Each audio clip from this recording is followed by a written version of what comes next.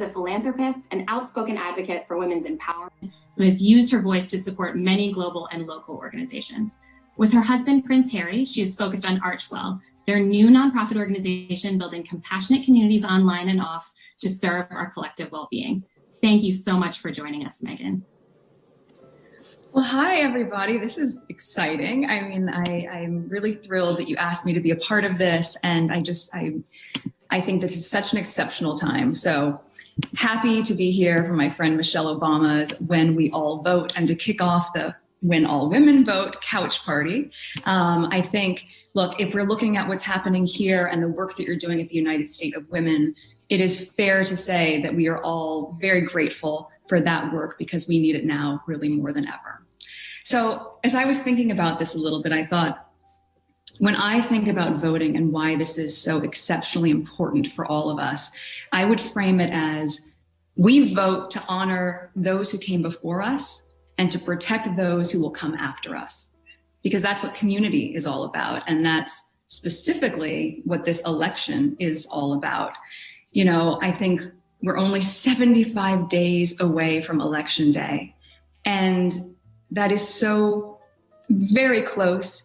And yet there's so much work to be done in that amount of time because we all know what's at stake this year. I know it. I think all of you certainly know it. And if you're here on this fun event with us, then you are just as mobilized and energized to see the change that we all need and deserve.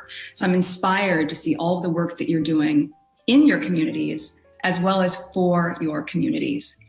As you just mentioned earlier, you know, this week we are recognizing the 100th anniversary of the 19th Amendment, which of course gave women the right to vote, but not all women, and specifically not women of color.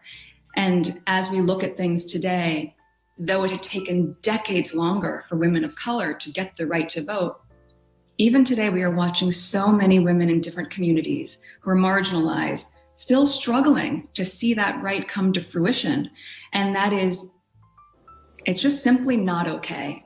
And when we look at the attempts of voter suppression and what that's doing, it's all the more reason we need each of you to be out there supporting each other, to understand that this fight is worth fighting. And we all have to be out there mobilizing to have our voices heard. So, you know, it's interesting. I think we are obviously faced with a lot of problems in our world right now, both in the physical world and in the digital world.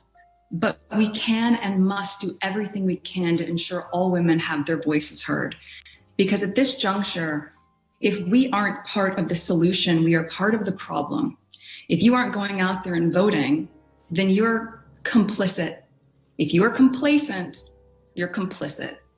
And I think when we are looking at all the different ways that we can engage, we can support one another, it doesn't necessarily matter what the issue is that speaks to your heart. Maybe it's the environment, maybe it's the rights of women, maybe it's the rights of children, maybe it's healthcare, whatever it is, we can make the difference in this election, and we will make the difference in this election.